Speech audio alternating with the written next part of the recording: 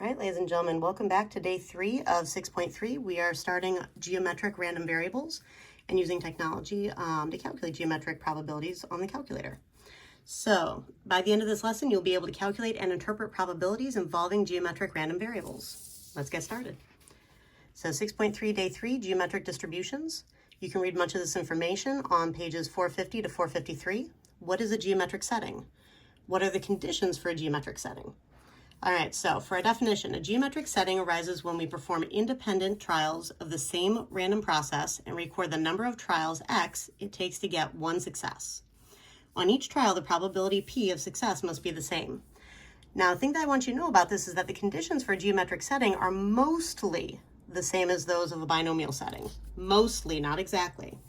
Now, instead of having a set number of trials, we continue performing trials to get one success.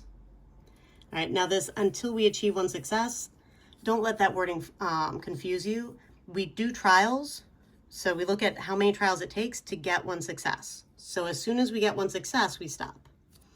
All right, so this is often called a wait time distribution because we are waiting for success to occur. All right, now what is a geometric random variable and what are the possible values of a geometric random variable? So our definition, the number of trials x it takes to get a success in a geometric setting is a geometric random variable. The probability distribution of x is a geometric distribution with probability p of success on any trial. And the possible values of x are 1, 2, 3, and so on. Notice 0 is not an option because we don't know if we're going to get a success unless we've done at least one trial. Now the parameters of a geometric distribution, that's just simply our probability of success on one trial. So let's see how this works. All right, so for example, in the board game Monopoly, one way to get out of jail is to roll doubles. Suppose that a player has to stay in jail until he or she rolls doubles. The probability of rolling doubles is 1/6. Right, now explain why this is a geometric setting, then define the geometric random variable and state its distribution. All right, so again, don't forget, geometric setting, the conditions are almost the same as binomials. So we need to have a binary situation. So this is a geometric setting because it satisfies the following conditions. Number 1, binary situation. Either we roll doubles or we don't. We can only have success or failure. There is no in between. We roll doubles or we don't. 2, independent. Each roll of the dice are independent. And this random process is always independent as long as the dice are fair. Now, trials. We keep doing trials to get one success. So we're going to identify the number of trials to get one success. And then same probability of success. So probability of success stays at 1/6 all the way through. That's not changing. We have the same probability for success.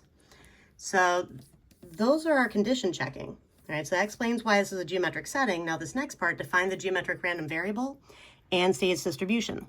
So x equals the number of trials it takes to get one doubles roll. And x is geometric with probability of success 1/6. All right, so number of trials it takes to get one doubles roll. Find the probability that it takes exactly one roll to get out of jail.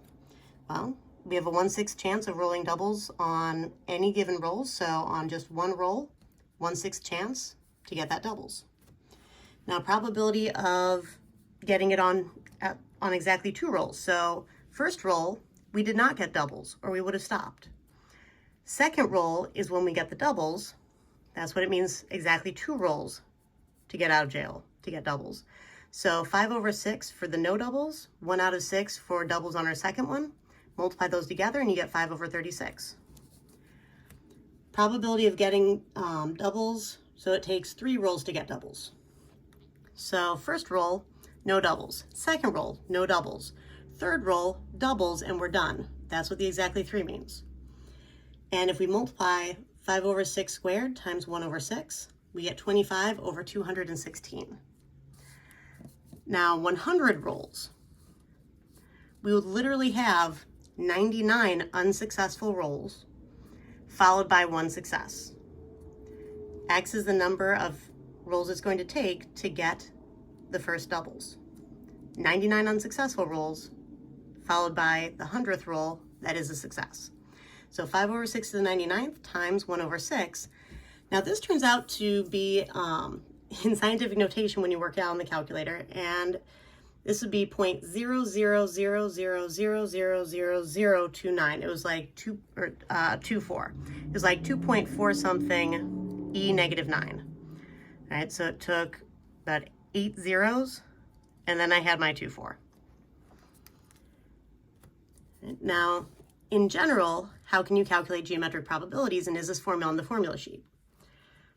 So probability of the exact trial that we need to have a success is equal to basically probability of failure, and then our exponent will be 1 minus the number of trials it takes to get the first success, times the probability of success. And that's what I was doing up here.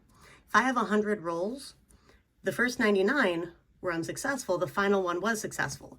So you're going to have failures for all but one of your rolls, or all but one of your trials, and then the final trial is a success because that's what geometric tells us to do. Now, this is called geometric because the probabilities form a geometric series with a sum of 1. Right? That's why it's named this. And this formula is on the formula sheet. Aren't you in luck? And we'll work on this example in class. I want you guys to go ahead and work through this, try this on your own, and try the assignment at the bottom on your own, and I will see you in class with this first thing tomorrow.